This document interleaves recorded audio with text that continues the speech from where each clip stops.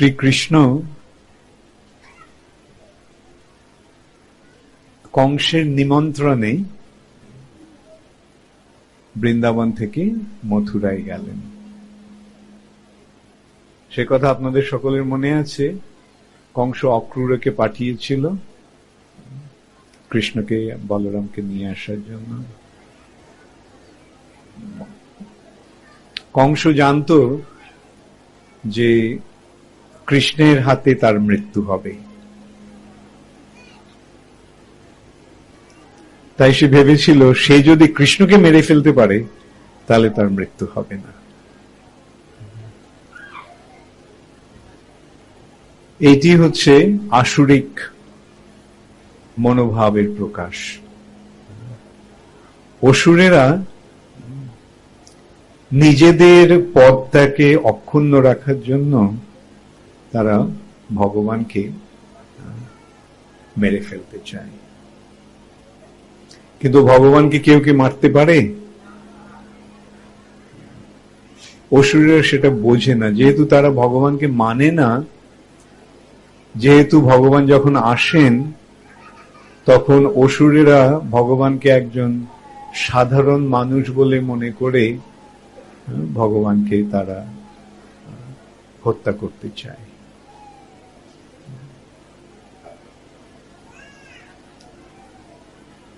ভগবান সেই সূত্রে বলছেন যে অবজানান্তি মাং মূঢ়া মানুষ তনুমাশ্রিতম পরং ভাব মজানন্ত মম ভূত মহেশ্বরম। ভগবদ গীতাতে ভগবান বলছেন, অর্থাৎ অবজানান্তি মাং মূঢ়া, যারা মূঢ়, যারা মূর্খ, মূর্খকে যাদের জ্ঞান নেই। আর এখানে কোন জ্ঞানের কথা বলা হচ্ছে? এখানে জাগতিক জ্ঞানের কথা বলা হচ্ছে না, এখানে বলা হচ্ছে আধ্যাত্মিক জ্ঞানের কথা। যারা সেই আধ্যাত্মিক জ্ঞান থেকে বঞ্চিত, তারা, সেই মূঢ়রা ভগবানের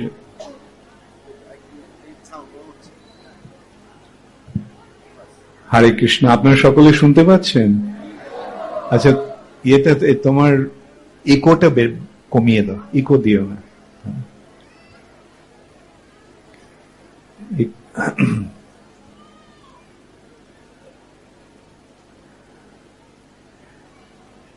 ভগবানের কমিয়ে দিলে না, ইকোটা দিয়েছ? হরে কৃষ্ণ। যারা মূঢ়, অর্থাৎ যারা ভগবানকে জানে না, ভগবানের প্রকৃত তত্ত্ব জানে না, তারা ভগবানকে একজন সাধারণ মানুষ বলে মনে করে তার অবজ্ঞা করে। মানুষীম তনুম আশ্রিতম, কেননা তারা ভগবানের যে পরম ভাব সে সম্বন্ধে তারা অবগত নয়। পরম ভাবম অজানন্ত। কংস হচ্ছে সেরকমই একজন অসুর, যে নিজের আধিপত্য অক্ষুণ্ণ রাখার জন্য ভগবানকে একজন সাধারণ মানুষ বলে মনে করে তাকে হত্যা করতে চেয়েছিল। কংস যখন জানতে পারল যে কৃষ্ণের জন্ম হয়ে গেছে, কৃষ্ণ এসে গেছে, যার হাতে তার মৃত্যু হবে সে এসে গেছে, সে ভেবেছিল যে দেবকীর অষ্টম গর্ভের সন্তান তাকে হত্যা করবে। কিন্তু অষ্টম গর্ভের সন্তান কংস কাকে দেখল? যোগমায়াকে দেখল। বাসুদেব এবং দেবকীর পুত্র কৃষ্ণকে বসুদেব নন্দ মহারাজের গৃহে নিয়ে গিয়েছিল। আর নন্দ মহারাজের পত্নী যশোদার যে একটি কন্যা জন্মগ্রহণ করেছিল, সেই কন্যাটিকে নিয়ে আসে। তো কংস এসে সেই কন্যাটিকে হত্যা করতে চায়। দেবকী তার কাছে আবেদন করে, এ তো একটা মেয়ে, এর হাতে তো তোমার মৃত্যু হওয়ার কোনো সম্ভাবনা নেই, সুতরাং একে তুমি হত্যা করো না। কিন্তু কংস বা কংসের মতো অসুরেরা এতই নিষ্ঠুর যে তারা তাদের স্বার্থ সিদ্ধির জন্য যে কোনো কার্য করতে প্রস্তুত থাকে। একটা নবজাত শিশু কন্যাকে পর্যন্ত হত্যা করতে প্রস্তুত থাকে। কংস চেয়েছিল সেই কন্যাটিকে পাথরের মধ্যে ছুঁড়ে মেরে তাকে মেরে ফেলবে, কিন্তু সেই কন্যাটি তার হাত থেকে বেরিয়ে গিয়ে তার অষ্টভুজা যোগমায়া রূপ ধারণ করে গগনমার্গ থেকে বলল যে কংস, তুমি আমাকে কিভাবে হত্যা করবে? আমাকে হত্যা করা তোমার পক্ষে সম্ভব না, কিন্তু তোমাকে যে হত্যা করছে সে এসে গেছে। তোমারে মারিবে যে গোকুলে বাড়িছে সে। তখন কংস কি করলো? সমস্ত 7 দিনের মধ্যে যে সমস্ত শিশুদের জন্ম হয়েছিল সে সমস্ত শিশুদের মেরে ফেলার নির্দেশ দিল। কত নিষ্ঠুর! তারা নিজের কার্যসিদ্ধির জন্য, নিজেকে বাঁচিয়ে রাখার জন্য তারা শত শত সহস্র সহস্র শিশুকে হত্যা করতেও তারা পিছপা হয় না।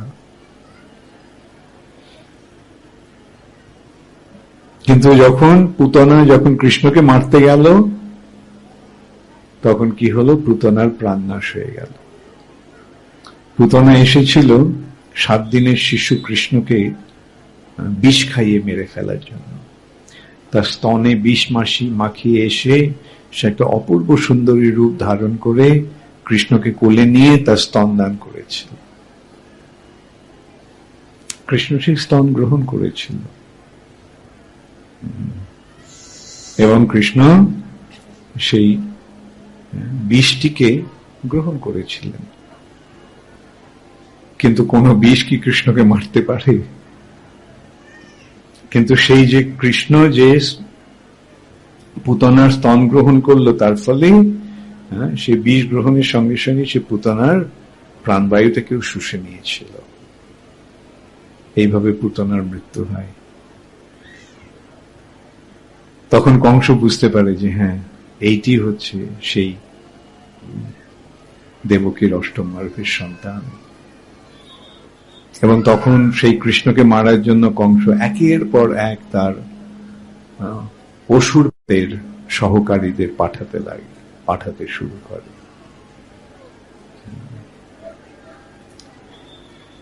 শকটাসুর, তৃণবর্তাসুর, অঘাসুর, বকাসুর, বৎসাসুর, অরিষ্ঠাসুর, এইভাবে সমস্ত অলৌকিক যৌগিক শক্তি সম্পন্ন এই সমস্ত অসুরেরা বিভিন্ন রকমের রূপ গ্রহণ করে কৃষ্ণকে মারার চেষ্টা করেছিল। তৃণবর্তাসুর এসেছিল একটা ঝড়ের রূপ নিয়ে, প্রচন্ড ঝড়ের রূপ নিয়ে এসে কৃষ্ণকে গগনমার্গে নিয়ে গেল। এবং যখন সে কৃষ্ণকে ওই ওপর থেকে ফেলে দেওয়ার উপক্রম করলো, তখন কৃষ্ণ তার হাতটা দিয়ে তার সেই অরিষ্ঠাসুরের তৃণবর্তাসুরের গলাটা জড়িয়ে ধরল। তৃণবর্ত সেই হাতটা ছাড়াবার চেষ্টা করতে লাগলো, কিন্তু যতই সে ছাড়াবার চেষ্টা করতে লাগলো ততই যেন হাতটা আরো প্রবল হয়ে তার গলাটাকে জড়িয়ে ধরলো। এইভাবে সে শ্বাসরুদ্ধ হয়ে সে ওপর থেকে নিচে পড়লো একটা পাথরের উপরে, এবং তার ফলে তার প্রাণ নাশ হলো। অল্প কয়েক মাসের এই শিশু এইভাবে এক মহা অসুরকে সংহার করল। এইভাবে একের পর এক কংস তার পার্শ্বদের পাঠিয়ে কৃষ্ণকে মারার চেষ্টা করে, কিন্তু কংসের সে সমস্ত অনুচরেরা একে একে প্রাণ ত্যাগ করে। অবশেষে কংস ঠিক করেছিল যে একজন একজন করে পাঠিয়ে কৃষ্ণকে মারা সম্ভব হচ্ছে না, অতএব কৃষ্ণকে এখানে নিয়ে এসে আমরা সকলে মিলে তাকে মেরে ফেলব। এইটি হচ্ছে অসুরদের মনোভাব। পরম ভাব অজানন্ত, ভগবানের যে পরম দিব্য ভাব সেটা তারা জানে না, তাই জন্য তারা তার সঙ্গে এইভাবে বোঝাপড়া করার চেষ্টা করে। কংস ধনুর্যজ্ঞের আয়োজন করে তার অনুগামী সমস্ত রাজাদের,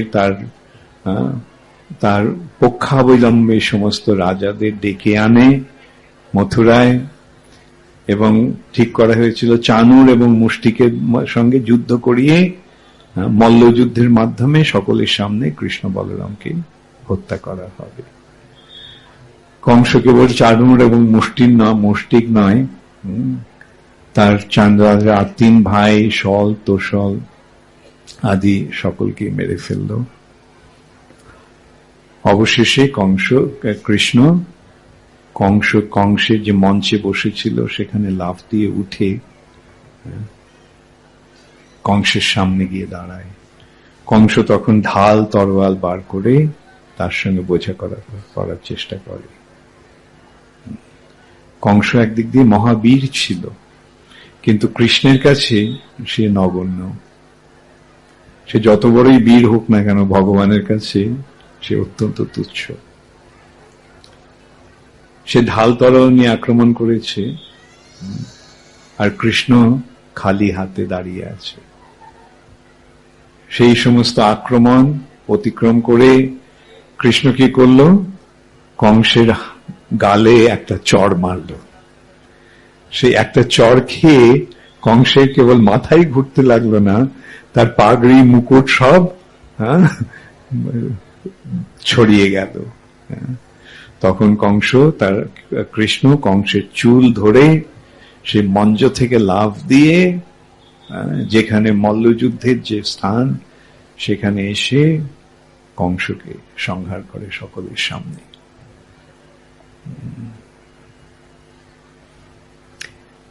কৃষ্ণ যখন বৃন্দাবন থেকে চলে যাচ্ছিল তখন সকলে তাকে বাধা দিচ্ছ, না কৃষ্ণ, আমি তোমাকে যেতে দেব না। বিশেষ করে ব্রজ গোপিকারা, যারা এক নিমেষের জন্য যখন চোখে পলক পড়ে, সেই নিমেষ মাত্র সময়টি যে কৃষ্ণকে দর্শন করতে পারে না, সেই বিরহটা পর্যন্ত তারা সহ্য করতে পারত না। তাই তারা তিরস্কার করেছিল ব্রহ্মাকে।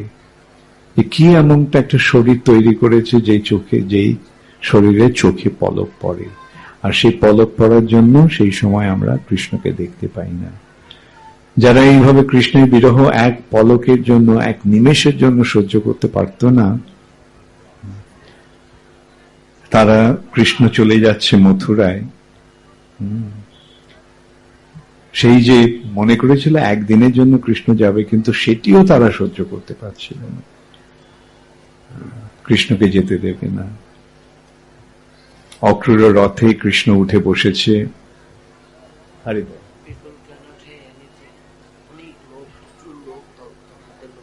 তা আমরা কি করবো এখানে? মাইকে যদি ব্যবস্থা না থাকে। আপনারা সকলে শুনতে পাচ্ছেন যারা পেছনে দাঁড়িয়ে আছেন? হ্যাঁ কি না? আচ্ছা, তাহলে হ্যাঁ হলে তো শুনতে পাচ্ছে সকলে।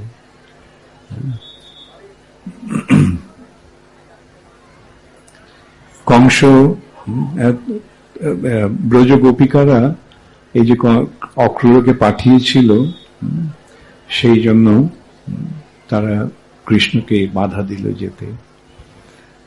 অনেক ব্রজগোপী রথের চাকা টেনে ধরেছে, কেউ ঘোড়াগুলোকে ধরেছে, কেউ রথের চাকার সামনে শুয়ে পড়েছে যে রথ নিয়ে যেতে দেব না। তখন কৃষ্ণ প্রতিশ্রুতি দিয়েছিল যে আমি শীঘ্রই ফিরে আসব, একটা কাজে আমাকে মথুরায় যেতে হচ্ছে, সুতরাং আমি ফিরে আসব। যদিও কৃষ্ণ প্রতিশ্রুতি দিয়েছিল যে শীঘ্রই ফিরে আসবেন, কিন্তু দীর্ঘকাল কৃষ্ণ ফিরে আসেননি। যখন কৃষ্ণ মথুরায় গেল, কংসকে হত্যা করার পরে উগ্রসেন, বসুদেব, দেবকী এরা সকলে কারারুদ্ধ হয়েছিল, কারাগারে বন্দী ছিল। কৃষ্ণ তাদেরকে মুক্ত করলেন। কৃষ্ণ উগ্রসেনকে রাজসিংহাসনে বসালেন এবং উগ্রসেন তখন কৃষ্ণের উপনয়ন করল। ক্ষত্রিয়ের উপনয়ন হয়, সে উপনয়নের পরে স্থির হলো তাহলে তো বেদ অধ্যয়ন করতে হবে, বিদ্যাভ্যাস করতে হবে, পড়াশোনা করতে হবে। তাই কৃষ্ণ গেলেন অবন্তী নগরীতে সান্দীপনী মুনির আশ্রমে। সেখানে 64 দিন থেকে কৃষ্ণ 64 কলা আয়ত্ত করেছিলেন, কৃষ্ণ এবং বলরাম। তারপরে সেখান থেকে তারা ফিরে আসেন।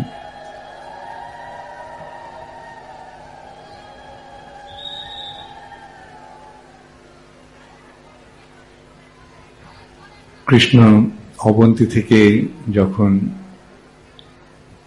মথুরায় ফিরে এলো, তখন উগ্রসেন অনুরোধ করলেন যে এখন তো জরাসন্ধ, যে ছিল কংসের কংসের শ্বশুর এবং কংসের বন্ধু যারা ছিল তারা তো আক্রমণ করবে। এখন এই আক্রমণকে তো প্রতিহত করার ক্ষমতা নেই। সৈন্য সামন্ত যা ছিল সব কংসের, ওরা তো চলে গেছে। তাই কৃষ্ণকে অনুরোধ করা হলো। কৃষ্ণ থেকে গেলেন। ইতিমধ্যে জরাসন্ধ 17 বার আক্রমণ করল মথুরা এবং 17 বারই কৃষ্ণ বলরাম তাকে পরাস্ত করল। 23 অক্ষৌহিনী সৈন্য নিয়ে সে আক্রমণ করেছিল এক একবার, এবং প্রতিবার এই সমস্ত সৈন্যদের সংহার করেও জরাসন্ধকে জীবিত রেখেছিল কৃষ্ণ এবং তাকে ছেড়ে দিয়েছিল। 18 বারের বার যখন আক্রমণ হয় তখন জরাসন্ধ আর কালযবন প্রায় একসঙ্গে আক্রমণ করে। সেই আক্রমণের প্রভাবটি বুঝতে পেরে শ্রীকৃষ্ণ দ্বারকায় মথুরাবাসীদের স্থানান্তরিত করলেন। সমুদ্রের মাঝখানে একটা দ্বীপ, এবং সেই দ্বীপে একটা নগরী স্থাপন হলো। বিশ্বকর্মা রাতারাতি একটা নগরী তৈরি করলেন এবং সেখানে সমস্ত মথুরাবাসীদের রাত্রের মধ্যেই যোগমায়ার প্রভাবে কৃষ্ণ স্থানান্তরিত করলেন। এইভাবে মথুরা থেকে দ্বারকায় স্থানান্তরিত হলো। এইভাবে একের পর এক নানা কাজে লিপ্ত থাকার ফলে কৃষ্ণ আর বৃন্দাবনে ফিরে যেতে পারেননি। এইভাবে 100 বছর অতিক্রান্ত হয়ে গেল, 100 বছর কেটে গেল, কৃষ্ণ ফিরে এলেন না বৃন্দাবনে। 100 বছর পর সূর্যগ্রহণ উপলক্ষে ব্রজবাসীরা গেছে কুরুক্ষেত্রে সমন্ত পঞ্চকে স্নান করার জন্য। এটা ভারতের একটা চিরাচরিত প্রথা। সূর্যগ্রহণ উপলক্ষে মানুষ সমন্ত পঞ্চকে কুরুক্ষেত্রে স্নান করতে যায়, এবং সেই উপলক্ষে কৃষ্ণ বলরামও গেছেন সেখানে। সূর্যগ্রহণ হয়ে গেছে, সমন্ত পঞ্চকে স্নান হয়ে গেছে। পরের দিন যখন সকলে ফিরে যাওয়ার উদ্যোগ করছে, তখন ব্রজবাসীরা খবর পেল যে কৃষ্ণ সেখানে এসেছেন, কৃষ্ণ সেখানে আছেন। শোনা মাত্রই তারা সকলে ছুটে গেছে কৃষ্ণকে দর্শন করার জন্য। 100 বছর অদর্শনের পর আবার তারা কৃষ্ণকে দর্শন করতে পারছেন। তখন কৃষ্ণ রথে উঠে গেছেন তিনিও যাওয়ার উদ্যোগ করছেন। সঙ্গে রয়েছে বলরাম আর বোন সুভদ্রা। ব্রজবাসীদের দেখে কৃষ্ণ যে এক অনির্বচনীয় আনন্দ অনুভব করলেন, তার ফলে তার মুখটি এক অপূর্ব সুন্দর হাসিতে উদ্ভাসিত হল। তার চোখ দুটি পূর্ণ বিকশিত পদ্মের মতো প্রস্ফুটিত হল এবং তার হাত দুটি প্রসারিত হল সেই ব্রজবাসীদের আলিঙ্গন করার জন্য। সেইটি হচ্ছে জগন্নাথের এই রূপ। আর শ্রীমতী রাধারানীর কৃষ্ণকে এইভাবে দেখে, রাধা যদিও এতদিন পরে কৃষ্ণের দর্শন পেলেন, কিন্তু রাধারানীর মন ভরল না। রাধারানীর মনে হলো এ তো সেই কৃষ্ণ নয়। আমাদের যে কৃষ্ণ, যাকে আমরা বৃন্দাবনের বনে, যমুনার তীরে, যার সঙ্গ আমরা লাভ করতাম, সেই কৃষ্ণের মাথায় তো ময়ূরের পাখা, আর এর মাথায় রাজমুকুট। সেই কৃষ্ণের পরনে পীতবাস, আর এর পরনে রাজ পোশাক। সেই কৃষ্ণের হাতে বাঁশি, আর এই কৃষ্ণের হাতে অস্ত্র। সেই কৃষ্ণের গলায় বনফুলের মালা, আর এই কৃষ্ণের গলায় রত্নহার।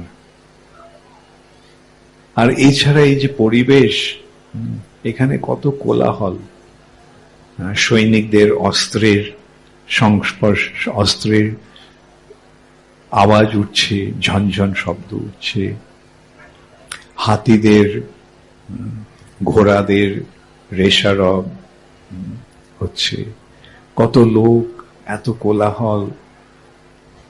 রাধারানীর মনে হলো এই কৃষ্ণকে তো এ তো আমাদের কৃষ্ণ নয়। তখন রাধারানীর মনোভাব বুঝতে পেরে ব্রজবাসীরা কৃষ্ণকে বৃন্দাবনে নিয়ে যেতে স্থির করলেন। তারা ঘোড়া সহ রথ ধরে, রথটিকে টানতে টানতে তারা নিয়ে চললেন বৃন্দাবনে। এইটি হচ্ছে এই রথযাত্রার অনুষ্ঠান, এবং এইটি হচ্ছে শ্রীকৃষ্ণের জগন্নাথ রূপ। জগন্নাথ যে কৃষ্ণ, সে সম্বন্ধে কারো মনে কোনো সংশয় থাকতে পারে না। সঙ্গে বলরাম রয়েছে, সুভদ্রা রয়েছে, তাহলে নিশ্চয়ই এই জগন্নাথই হচ্ছেন শ্রীকৃষ্ণ। কিন্তু এই কৃষ্ণ হচ্ছেন দ্বারকেশ কৃষ্ণ, বাসুদেব কৃষ্ণ, দ্বারকার কৃষ্ণ। আর এই দ্বারকার কৃষ্ণ কুরুক্ষেত্রে ব্রজবাসীদের সঙ্গে মিলিত হওয়ার ফলে তিনি ব্যাকুল হয়ে উঠেছেন বৃন্দাবনে ফিরে যাওয়ার জন্য, ব্যাকুল হয়েছেন সেই ভক্তদের সান্নিধ্য লাভের জন্য, সঙ্গ লাভের জন্য। তাই এই রূপ তার প্রকাশ পেয়েছে। এই সম্বন্ধে একটা আমরা তত্ত্ব বিচার করতে পারি এভাবে, যেটা শাস্ত্র নির্দেশিত হচ্ছে। আমাদের জড় দেহ রয়েছে, তার উপরে রয়েছে সূক্ষ্ম জড় দেহ, স্থূল জড় দেহ। এইটি আমাদের এই দেহটি স্থূল জড় দেহ। এর ওপরে রয়েছে আমাদের সূক্ষ্ম জড় দেহ, যেটা মন, বুদ্ধি এবং অহংকার দিয়ে তৈরি, এবং তারও ঊর্ধ্বে রয়েছে আমাদের চিন্ময় শরীর। আমরা দেখতে পাই যখন আমাদের কোনো আবেগ হয়, যেমন যখন রাগ হয়, তখন তার প্রকাশটা আমাদের মুখে প্রকাশ পায়, তাই নয় কি? আমাদের যখন আনন্দ হয়, সেই ভাবটাও আমাদের মধ্যে প্রকাশ পায়। কিন্তু এই জড় দেহের প্রকাশটা, জড় দেহের পরিবর্তনটা খুব সীমিত। যেহেতু এটা জড়। কিন্তু সূক্ষ্ম দেহটা আরো বেশি করে প্রভাবিত হয়। যেমন যে যখন ক্রোধ হয় তখন আমাদের মনের অবস্থাটা কিরকম হয়, মন একটা রূপ ধারণ করে। আমাদের যখন আনন্দ হয় তখন আমাদের মন আরেকটা রূপ গ্রহণ করে। যেমন যেন আনন্দের ফলে আমাদের মন বা সূক্ষ্ম দেহটা নাচতে থাকে। হৃদয় আমার নাচে রে আজিকে, ময়ূরের মতো নাচে রে, সেটা আনন্দের প্রকাশ। তেমনি যখন ভয় হয় তখন মনটা আরেক রকম ভাবে প্রভাবিত হয়। ঠিক তেমনি ভগবানের যে চিন্ময় শরীর, তার আবেগের ফলে তার রূপটাও ওই রকম ভাবে পরিবর্তিত হয়, এবং সেই পরিবর্তনটা আমাদের এই স্থূল শরীরের পরিপ্রেক্ষিতে বিচার নয়। স্থূল শরীরের যে পরিবর্তন ওটা অত্যন্ত সীমিত। তাই ভগবানের এই যে ভক্তের সঙ্গে মিলিত হওয়ার যে আনন্দ, সেই আনন্দ রূপ হচ্ছে জগন্নাথ। কৃষ্ণ যখন ভক্তের সঙ্গলাভের আনন্দে আনন্দিত হন, তখন তার এই হাত দুটি প্রসারিত হয় এবং তিনি ভক্তকে আলিঙ্গন করতে চান, এবং তার সেই রূপটি হচ্ছে জগন্নাথের। ঠিক তেমনি ভগবানের ক্রোধান্বিত রূপ হচ্ছে নৃসিংহদেব। ভগবান যখন ক্রোধান্বিত হন, সেই ক্রোধের বশে ভগবানের রূপটি একটা বিশেষ রূপ ধারণ করে, এবং সেটি হচ্ছে নৃসিংহদেব রূপ। এইভাবে ভগবানের বিভিন্ন আবেগের প্রভাবে ভগবানের বিভিন্ন রূপ এইভাবে হচ্ছে।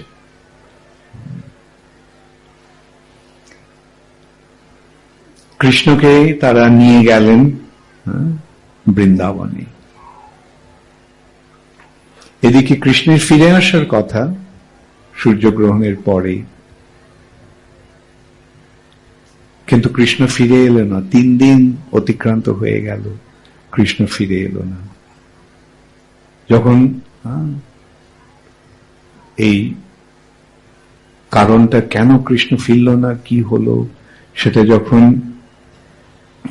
জানতে সকলে উদ্গ্রীব হয়ে উঠেছে, তখন খবর পাওয়া গেল যে ব্রজবাসীরা কৃষ্ণকে চুরি করে নিয়ে গেছে।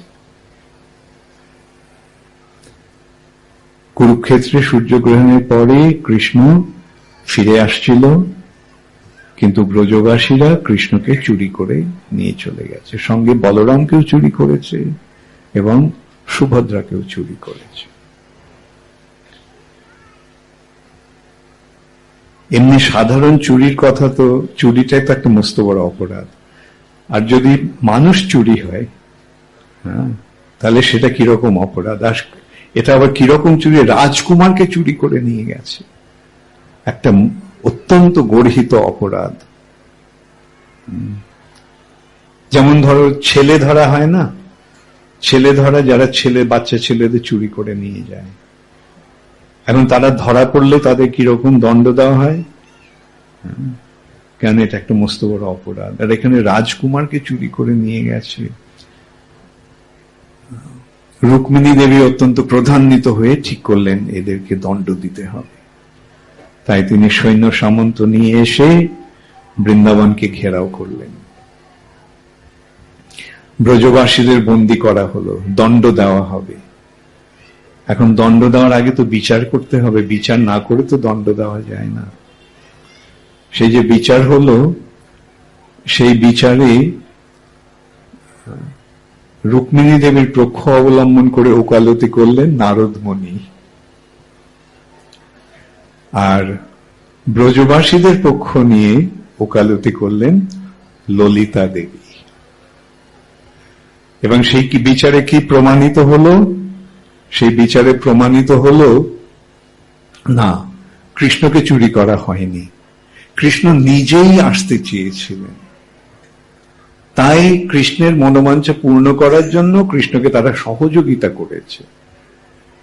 কৃষ্ণের অনিচ্ছা সত্ত্বে তারা কৃষ্ণকে নিয়ে যায়নি, কৃষ্ণের বাসনা পূর্ণ করার উদ্দেশ্যে তারা কৃষ্ণকে সহযোগিতা করেছে। এইভাবে বিচারটা তো প্রমাণিত হলো। তখন রুক্মিণী দেবী স্বীকার করলেন যে হ্যাঁ, ঠিকই, দ্বারকায় কৃষ্ণ সবসময় আনমনা থাকে, অর্থাৎ কৃষ্ণের মনটা যেন অন্য কোথাও রয়েছে। এখানে যদিও তার বিগ্রহটা, তার শরীরটা রয়েছে দ্বারকায়, কিন্তু তার মন যেন অন্য কোথায়, সবসময় তিনি আনমনা। আর বিশেষ করে রাত্রিবেলা কৃষ্ণ যখন ঘুমিয়ে পড়ে তখন স্বপ্নে কৃষ্ণ বৃন্দাবনে চলে যায় এবং সে ব্রজবাসীদের নাম ধরে, গাভীদের নাম ধরে, তার মায়ের নাম ধরে, গোপীদের নাম ধরে কৃষ্ণ ডাকে, যেন কৃষ্ণ ওখানে চলে গেছেন। অতএব যদিও কৃষ্ণ রয়েছেন দ্বারকায়, তার মন পড়ে আছে বৃন্দাবনে, এটা প্রমাণিত হলো। তখন একটা প্রশ্ন উঠল যে দ্বারকায় তো ঐশ্বর্যের অভাব নেই, সবকিছু দ্বারকায় রয়েছে, তাহলে কৃষ্ণের মন কেন সবসময় বৃন্দাবনে পড়ে থাকে?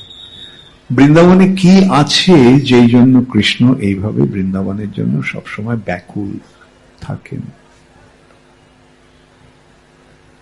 তখন ললিতা দেবী একটা খুব সুন্দর কথা বললেন। তিনি বললেন, দেখো, এই বৃন্দাবনের যে গাছগুলি, বন তো, বনে অনেক গাছ আছে, সেই গাছগুলি সবকটি গাছ হচ্ছে কল্পবৃক্ষ, অর্থাৎ কল্পতরুর কাছে যা চাওয়া যায় তাই পাওয়া যায়। এই বৃন্দাবনের যে গাভীগুলি, সেই গাভীগুলি সব সুরভি গাভী, সুরভির কাছে যা চাওয়া যায় তাই পাওয়া যায়। আর এই বৃন্দাবনের ভূমি হচ্ছে চিন্তামণি। অতএব বৃন্দাবনে যা চাওয়া যায় তাই পাওয়া যায়। কিন্তু ব্রজবাসীরা, বৃন্দাবনের অধিবাসীরা কৃষ্ণকে ছাড়া আর কিছু চায় না। তাদের একমাত্র কাম্য হচ্ছে কৃষ্ণ, তাদের একমাত্র চাওয়া হচ্ছে কৃষ্ণকে। তাই যদিও বৃন্দাবনের সমস্ত ঐশ্বর্যের সমস্ত সম্ভাবনা রয়েছে, কিন্তু ব্রজবাসীরা যেহেতু কৃষ্ণকে ছাড়া আর কিছু চায় না, তাই কৃষ্ণ তাদের সেই প্রেমের প্রতিদান দিতে পারেন না। কৃষ্ণ বলেন, ন পারয়ে অহম। তিনি বলছেন ব্রজগোপিকাদের যে তোমরা যেভাবে আমাকে ভালোবাসা দিচ্ছ, সেই ঋণ আমি কোনোদিনও শোধ করতে পারবো না। ভগবান বলছেন যে তোমাদের এই ভালোবাসার প্রতিদান দিতে আমি অক্ষম। এই অতএব বৃন্দাবনের বৈশিষ্ট্য কি? বৃন্দাবনের বৈশিষ্ট্য হচ্ছে কৃষ্ণ প্রেম, এবং সেই কৃষ্ণ প্রেমের কাছে ঐশ্বর্য তুচ্ছ হয়ে গেছে। এইভাবে প্রমাণিত হল বৃন্দাবনের স্থিতি দ্বারকারও ঊর্ধ্বে, বৈকুণ্ঠের ঊর্ধ্বে। বৈকুণ্ঠের চরম সীমা হচ্ছে দ্বারকা, সেখানে সমস্ত ঐশ্বর্য প্রকাশিত হয়েছে। কিন্তু সেই ঐশ্বর্যকে শিথিল, ঐশ্বর্যকে অতিক্রম করে যে বৃন্দাবন, সেখানে কেবল প্রেমই রয়েছে, সে ছাড়া আর কিছু নেই। সে ছাড়া আর তারা কিছু চায় না। তাই বৃন্দাবনের বনে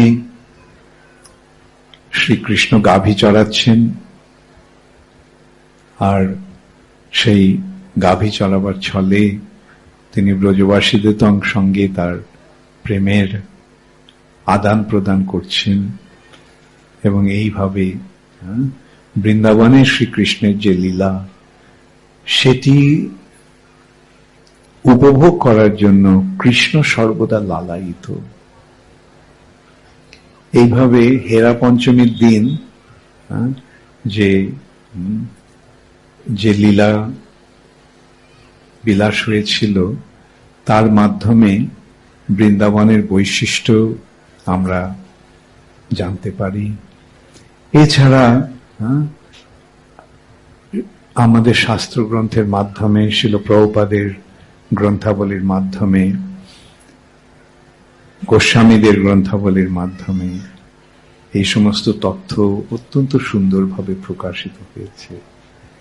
আর সেই ব্রজ প্রেম, সেই বৃন্দাবনের প্রেম প্রদান করার জন্য শ্রীকৃষ্ণ এসেছেন শ্রীকৃষ্ণ চৈতন্য মহাপ্রভু রূপে।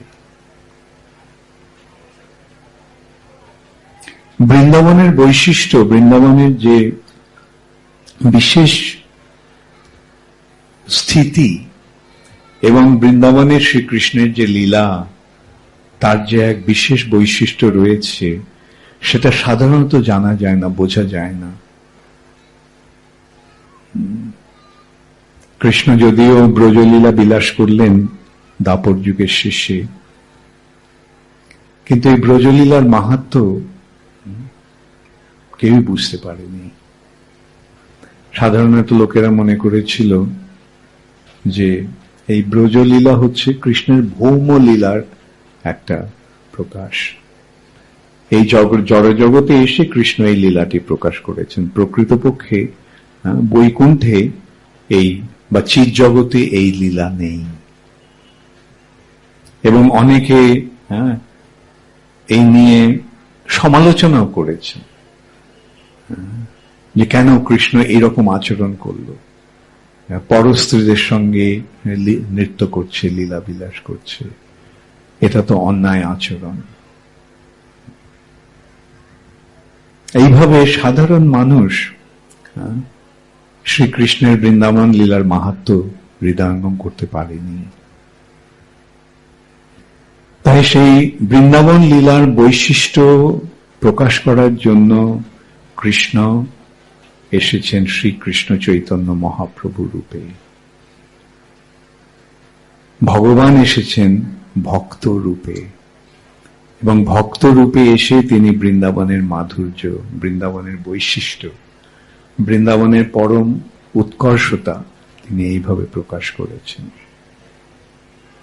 তাই শ্রী চৈতন্য মহাপ্রভুর পার্ষদ শ্রীল বাসুদেব ঘোষ গেয়েছেন, যদি গৌর না হইত তবে কি হইত, কেমনে ধরিতাম দে। রাধার মহিমা প্রেম রস সীমা জগতে জানাত কে। যদি চৈতন্য মহাপ্রভু না আসতেন তাহলে আমি কিভাবে আমার জীবন ধারণ করতাম, কেমনে ধরিতাম দে। শ্রীমতী রাধারানীর মহিমা যা হচ্ছে প্রেমের চরম পরিণতি, চরম পরাকাষ্ঠা, সেটা এই জগতে কে জানাতো। এইভাবে তিনি চৈতন্য মহাপ্রভুর আবির্ভাবের কারণ আমাদের সামনে তুলে ধরছেন। মধুর বৃন্দা বিপিন মাধুরী প্রবেশ চাতুরী সার, বরজ যুবতী ভাবেরও ভকতি সকতি হইত কার। যদি শ্রী চৈতন্য মহাপ্রভু না আসতেন তাহলে এই বৃন্দাবনের বৈশিষ্ট্য আমরা কিভাবে বুঝতে পারতাম। সেই বৃন্দাবনে বনে প্রবেশ করার অধিকার কার হতো, এবং ব্রজ যুবতীদের যে প্রেমের যে চরম প্রকাশ, ব্রজ গোপীদের প্রেম, যে প্রেম কৃষ্ণ ভক্তির চরম প্রকাশ, সেটা কে বুঝতে পারত।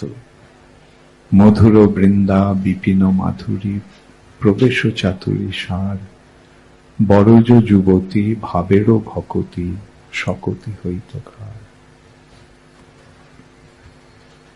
সেই সম্বন্ধে আমরা চৈতন্য চরিতামৃততেও পাচ্ছি যে শ্রীকৃষ্ণ তার লীলা বিলাস করে, দাপরের শেষে কৃষ্ণ লীলা বিলাস করে তিনি ভগবত ধামে ফিরে গেলেন। যথেষ্ট বিহরি কৃষ্ণ করে অন্তর্ধান, অন্তর্ধান করি মনে করে অনুমান। কৃষ্ণ তার ব্রজলীলা বিলাস করে তিনি বিচার করলেন, চিরকাল নাহি করি প্রেম ভক্তি দান, প্রেম বিনা জগতের নাহি অবস্থান।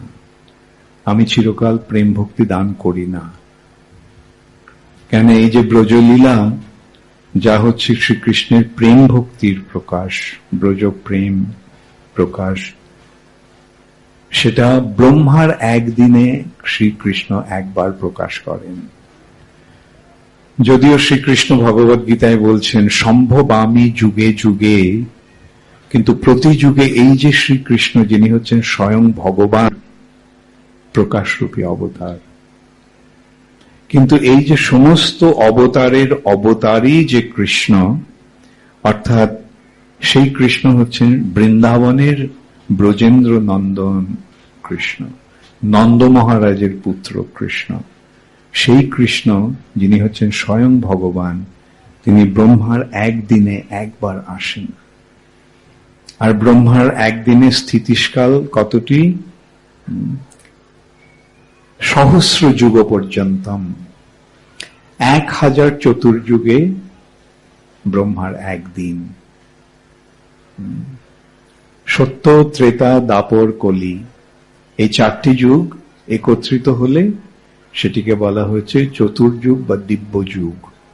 সেরকম 1000 যুগে ব্রহ্মার একদিন হয়,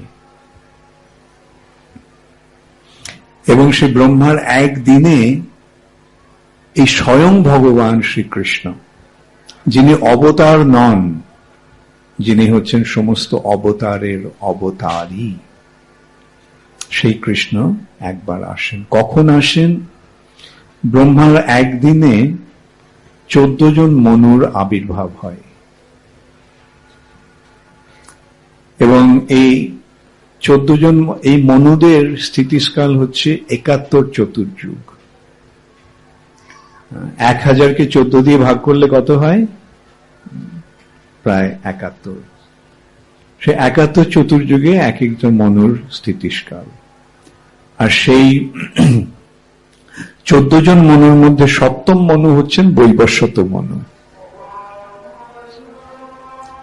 সেই বৈবস্বত মনুর যে অষ্টবিংশতি চতুর্যুগ, সেই অষ্টবিংশতি চতুর্যুগের দাপরের শেষে স্বয়ং ভগবান শ্রীকৃষ্ণ আসেন।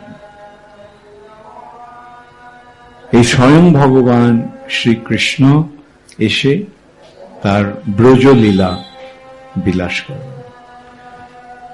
ব্রজলীলার বৈশিষ্ট্যটা কি? ব্রজলীলার বৈশিষ্ট্য হচ্ছে ব্রজে শ্রীকৃষ্ণ ভগবান নন, ব্রজে শ্রীকৃষ্ণ রাখাল বালক।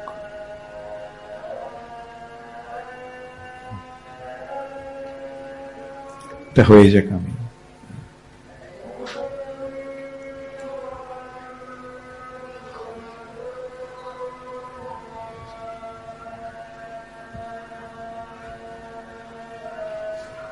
কতক্ষণ ধরে হয়? হরে কৃষ্ণ হরে কৃষ্ণ কৃষ্ণ কৃষ্ণ হরে হরে, হরে রাম রাম রাম হরে হরে।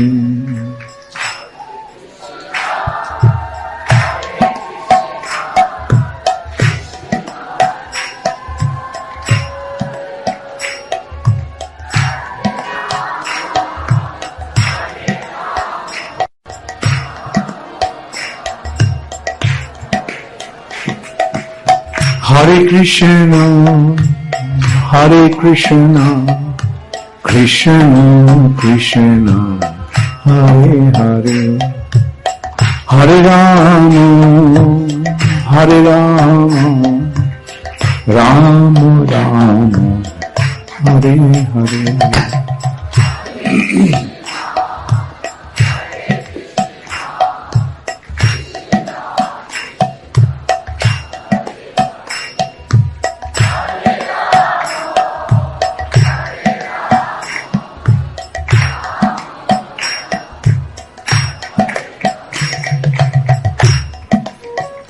তো এই বৃন্দাবনের বৈশিষ্ট্য হচ্ছে যে বৃন্দাবনে যদিও বৃন্দাবনের শ্রীকৃষ্ণ হচ্ছেন স্বয়ং ভগবান, কিন্তু বৃন্দাবনের শ্রীকৃষ্ণ ভগবান নন। এটা একটা অদ্ভুত ব্যাপার নয়, যে স্বয়ং ভগবান কৃষ্ণ হচ্ছেন বৃন্দাবনের কৃষ্ণ, আর সেই বৃন্দাবনের কৃষ্ণ ভগবান নন। বৃন্দাবনের কৃষ্ণ একটা গোপ বালক, একটা রাখাল ছেলে।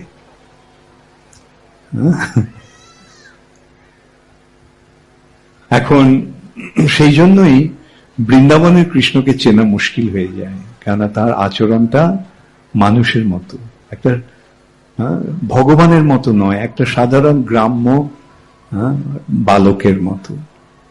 বৈকুণ্ঠে ভগবান ভগবান, কিন্তু বৃন্দাবনে ভগবান ভগবান নন। বৃন্দাবনে তিনি এক গোপ বালক।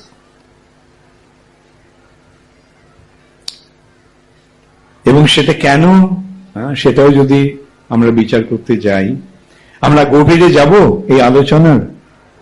সকলের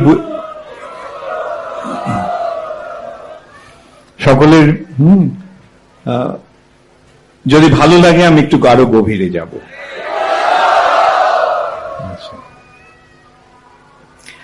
কেন বৃন্দাবনের শ্রীকৃষ্ণ ভগবান নন, সে কথাও চৈতন্য চরিতামৃত এইভাবে চৈতন্য চরিতামৃততে বিচার হচ্ছে।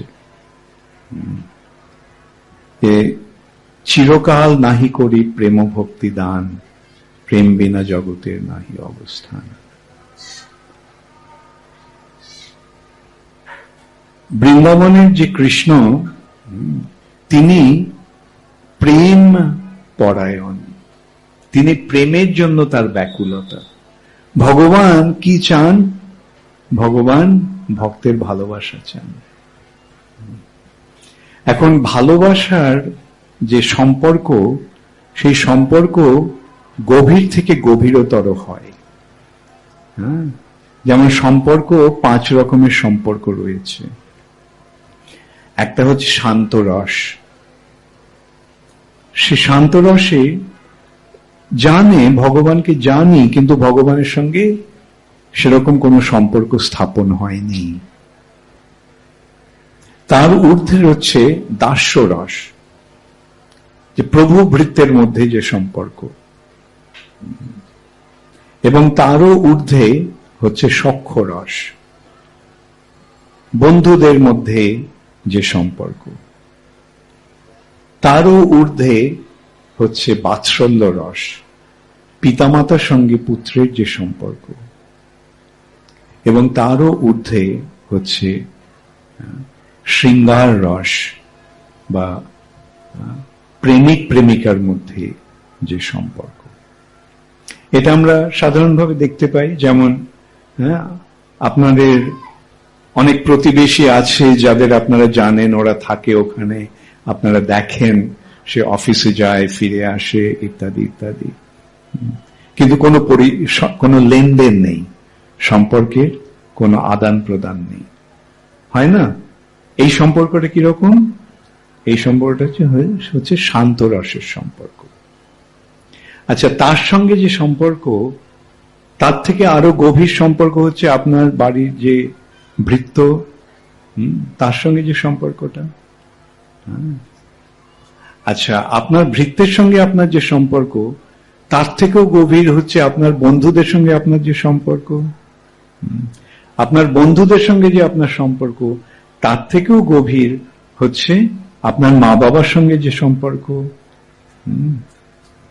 এবং আপনার মা বাবার সঙ্গে যে সম্পর্ক, তার থেকেও গভীর হচ্ছে আপনার পত্নীর সঙ্গে যে সম্পর্ক, বা পত্নীর পক্ষে পতির সঙ্গে যে সম্পর্ক, তাই নয় কি?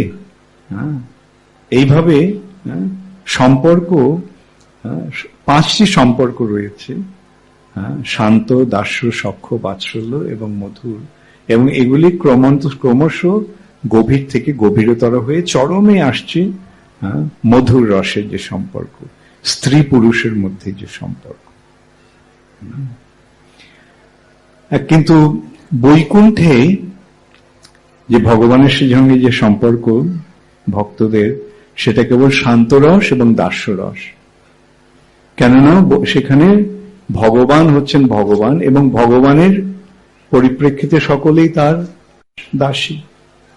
এটা বোঝা গেল। তাহলে এই যে 8-3টি সম্পর্ক, সখ্য, বাৎসল্য এবং মধুর, এই সম্পর্কগুলি কোথায়?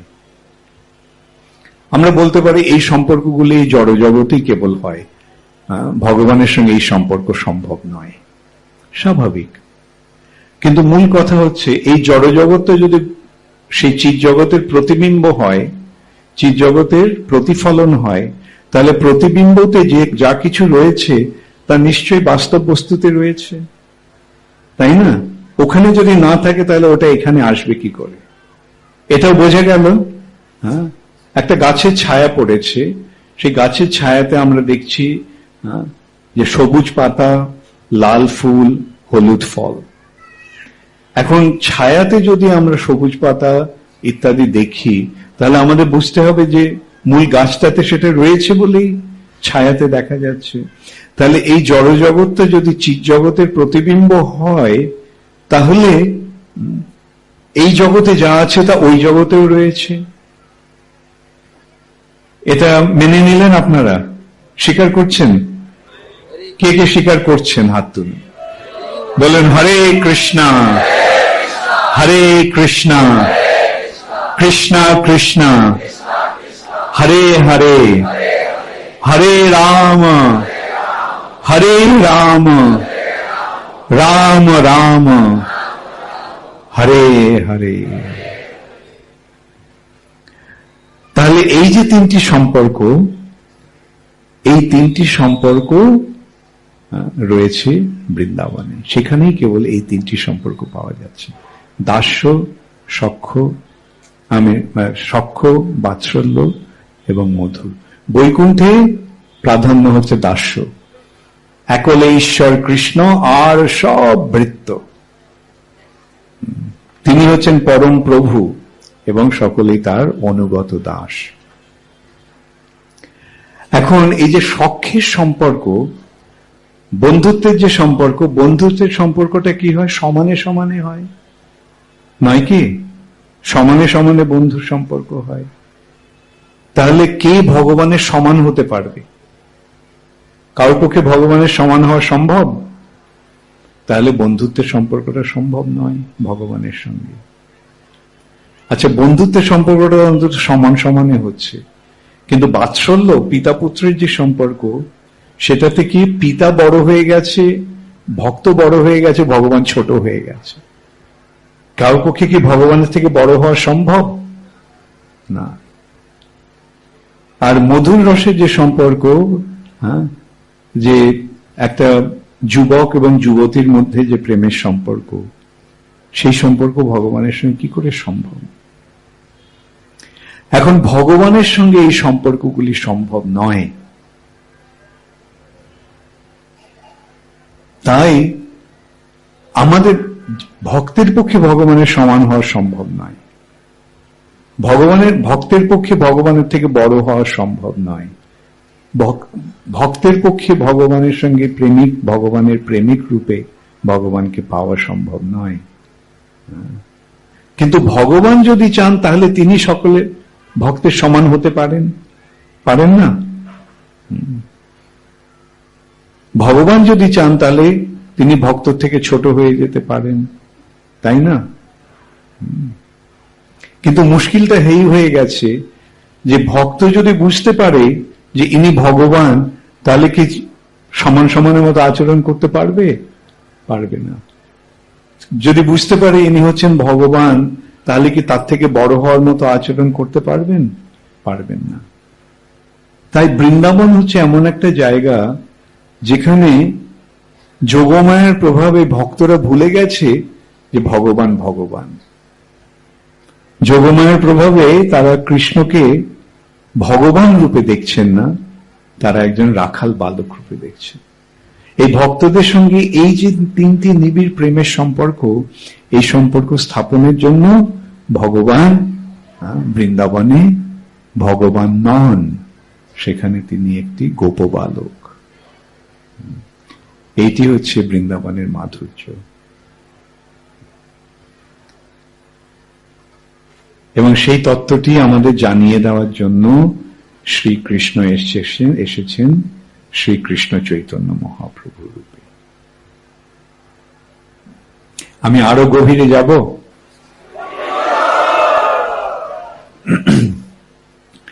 শাস্ত্রে বলা হচ্ছে যে ভগবানের সঙ্গে যে ভক্তির সম্পর্ক সেটা দুই ভাবে হয়। একটা হচ্ছে বৈধি ভক্তি, আরেকটি রাগানুগ ভক্তি। বৈধি ভক্তি মানে শাস্ত্রের বিধি নিষেধগুলি মেনে যে ভক্তি, শাস্ত্র বিধি মেনে যে ভক্তি, সেটিকে বলা হচ্ছে সেটি হচ্ছে বৈধি ভক্তি। বিধি অনুগামী যে ভক্তি, বৈধি ভক্তি। এখন এই বৈধি ভক্তির প্রভাবে, বৈধি ভক্তির অনুশীলনের ফলে যখন সিদ্ধি লাভ হয় তখন ভক্ত বৈকুণ্ঠে যায়।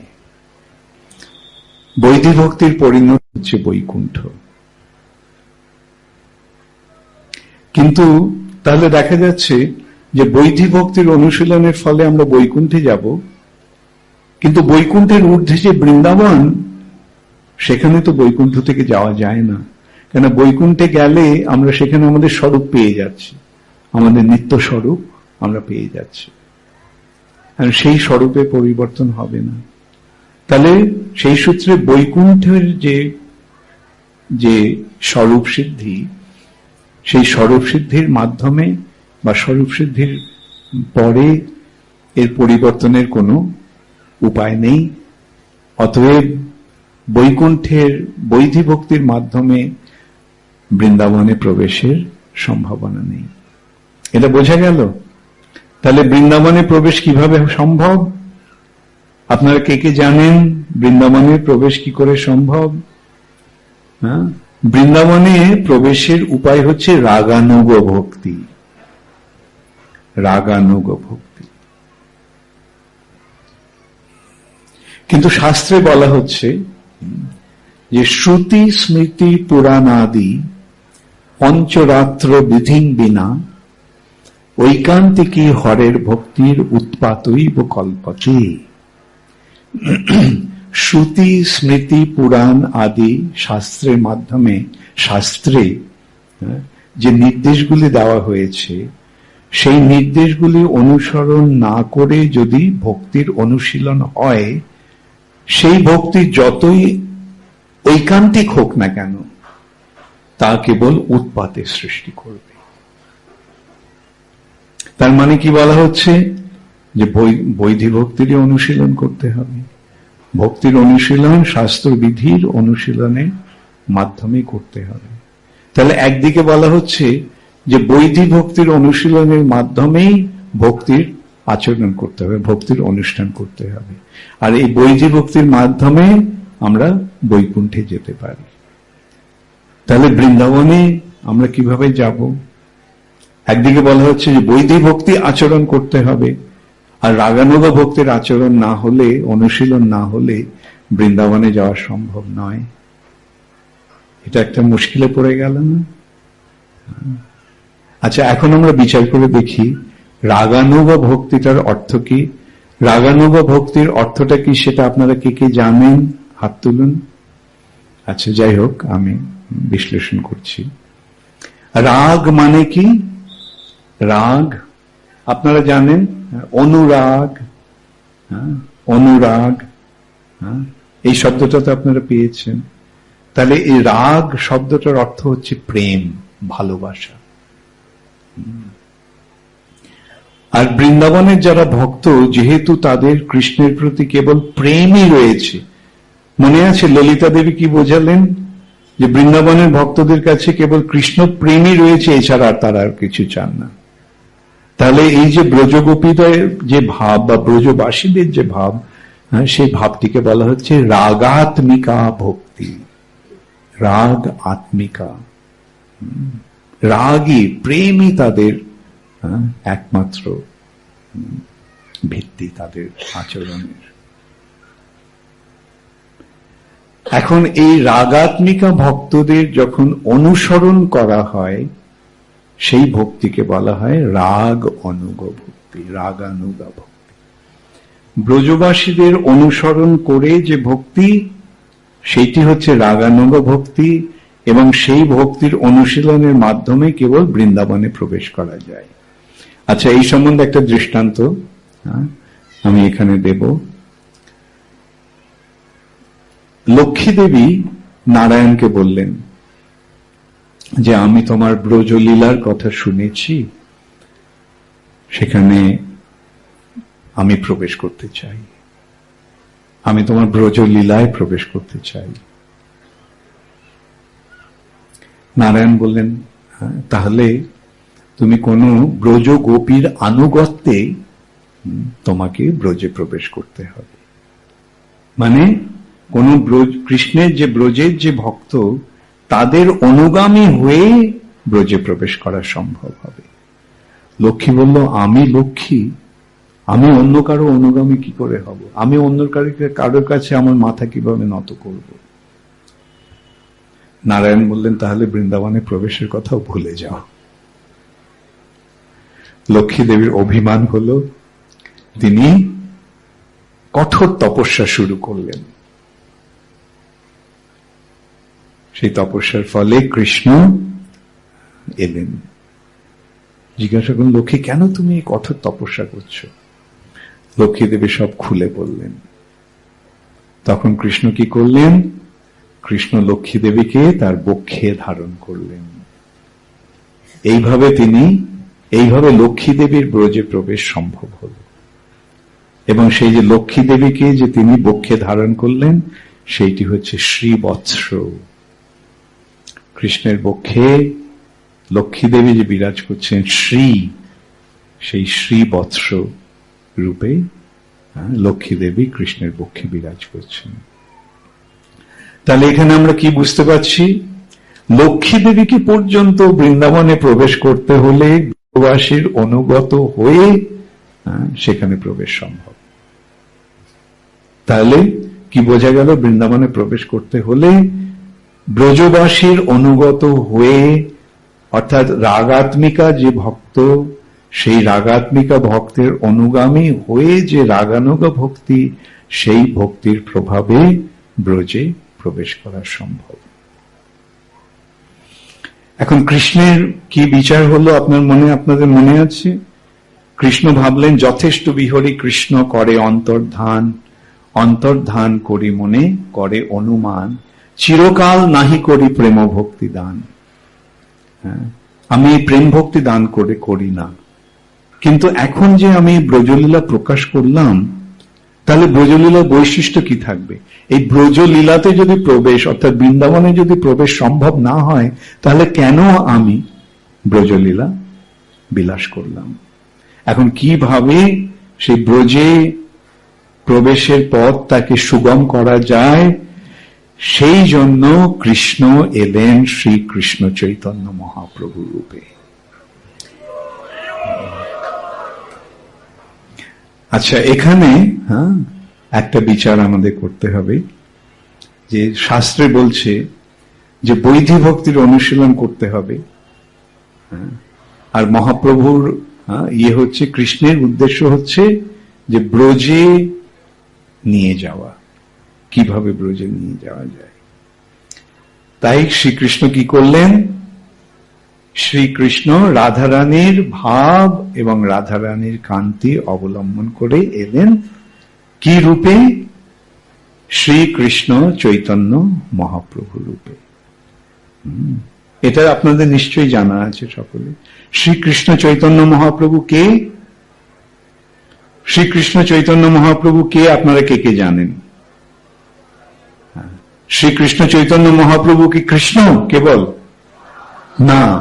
তাহলে শ্রীকৃষ্ণ চৈতন্য মহাপ্রভু হচ্ছেন রাধা এবং কৃষ্ণের মিলিত রূপ। তাহলে রাধারানীর ভাব নিয়ে এসেছেন। রাধারানীর ভাবটা কি? রাধারানীর ভাব হচ্ছে ভক্তির, প্রেম ভক্তির চরম প্রকাশ।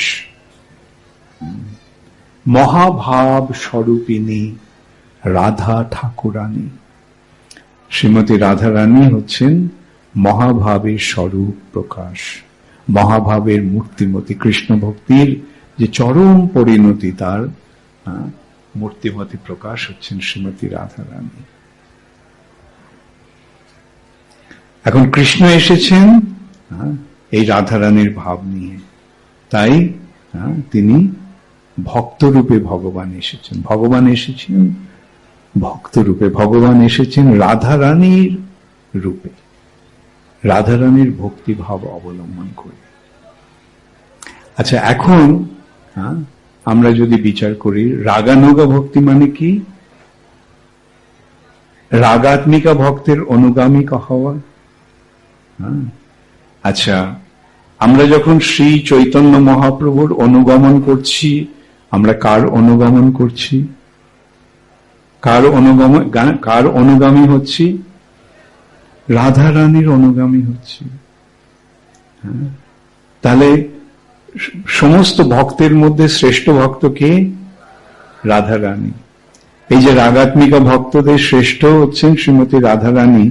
চৈতন্য মহাপ্রভুকে অনুসরণ করার ফলে আমরা রাধা রানীকে অনুসরণ করছি।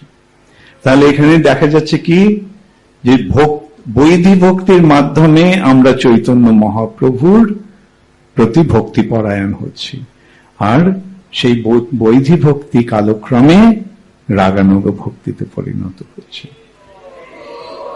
স্বাভাবিকভাবে। আলাদাভাবে রাগানুগ ভক্তির অনুশীলনের প্রয়োজন নেই। আমাদের আচার্যগণ বলছেন যে শ্রুতি স্মৃতি পুরাণাদি পঞ্চরাত্র বিধিং বিনা ঐকান্তিকী হরের ভক্তির উৎপাতৈব কল্পতে। অর্থাৎ বৈধি ভক্তির মাধ্যমেই, বিধির ভক্তির মাধ্যমেই আমাদের ভক্তির অনুশীলন করতে হবে। এখন এই বৈধি ভক্তির মাধ্যমে, অর্থাৎ শাস্ত্রবিধির মাধ্যমে আমরা চৈতন্য মহাপ্রভুর অনুশীলন করব, অনুসরণ করব। আর তার ফলে কি হবে? চৈতন্য মহাপ্রভুকে অনুসরণ করার ফলে আমাদের এই ভক্তি স্বাভাবিকভাবেই, স্বতঃস্ফূর্তভাবে রাগানুগা ভক্তিতে পর্যবসিত হবে, এবং তার ফলে আমরা ব্রজে প্রবেশ আমাদের পক্ষে সম্ভব হবে। বোঝা গেল এটা? তাহলে এইভাবে শ্রীকৃষ্ণ আমাদের ব্রজে প্রবেশের পথটি সুগম করে গেছেন। কিভাবে এটা হবে? বৈধি ভক্তির মাধ্যমে আমরা চৈতন্য মহাপ্রভুর অনুশীলন করব, এবং চরমে কি হবে? আপনাদের মনে আছে রামানন্দ রায় চৈতন্য মহাপ্রভুকে কিভাবে দেখলেন? রসরাজ মহাভাব দুই এক রূপ। এই শ্রী চৈতন্য মহাপ্রভু কে? চৈতন্য মহাপ্রভু হচ্ছেন রাধা কৃষ্ণ। অতএব আমাদের এই মহাপ্রভুর প্রতি আমাদের যে ভক্তির অনুশীলন, তার প্রকাশ কিভাবে হবে? আমরা রাধা কৃষ্ণ রূপে তাকে দর্শন করব। তাকে অনুশীলন করার ফলে আমরা চরমে রাধা কৃষ্ণকে দর্শন করব। এবং যখন আমরা রাধা কৃষ্ণকে দর্শন করব, তখন আমরা কোথায়? তখন আমরা এইখানে আজ থাকবো না বৃন্দাবনে থাকব?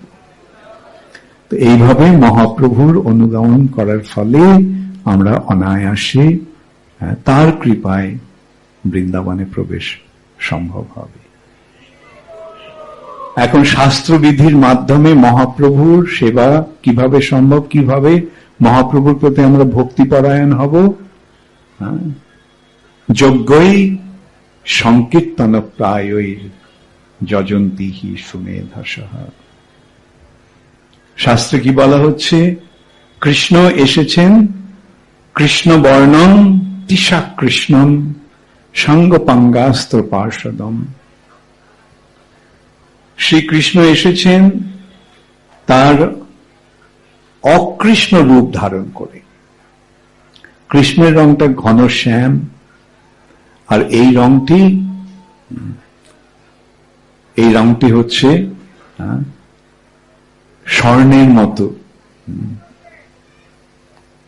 কাঁচা সোনার মতো, কুমকুমাক্ত কাঞ্চনাব্জ গর্বহারী গৌরভা। রাধারানীর অঙ্গকান্তি তিনি অবলম্বন করেছেন। কৃষ্ণ রূপে আসেননি, তিনি গৌরাঙ্গ রূপে এসেছেন, গৌর বর্ণ ধারণ করে।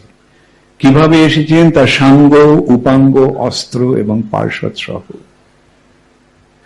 এবং এসে তিনি কি করছেন? যজ্ঞই সংকীর্তন প্রায়ৈর, তিনি সংকীর্তন যজ্ঞের সূচনা করেছেন।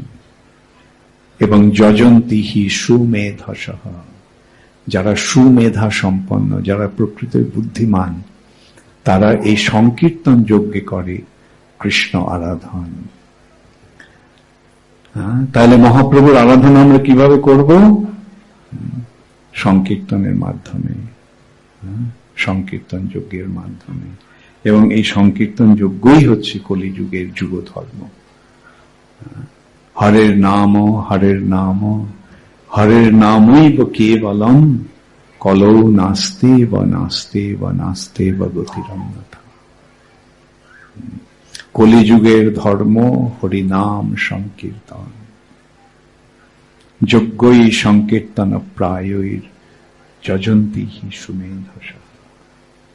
তাহলে আমরা কেবল এই হরিনাম কীর্তন করব, ভগবানের বাণী প্রচার করব, এবং এইভাবে ভগবানের বাণী প্রচারের মাধ্যমে, ভগবত ভক্তি বিতরণের মাধ্যমে আমরা তার আরাধনা করব, এবং তার ফলে চরমে একদিন তার কৃপা লাভ হবে, এবং তার সেই কৃপার প্রভাবে আমরা ব্রজে রাধা কৃষ্ণের সেবা লাভ করতে পারব।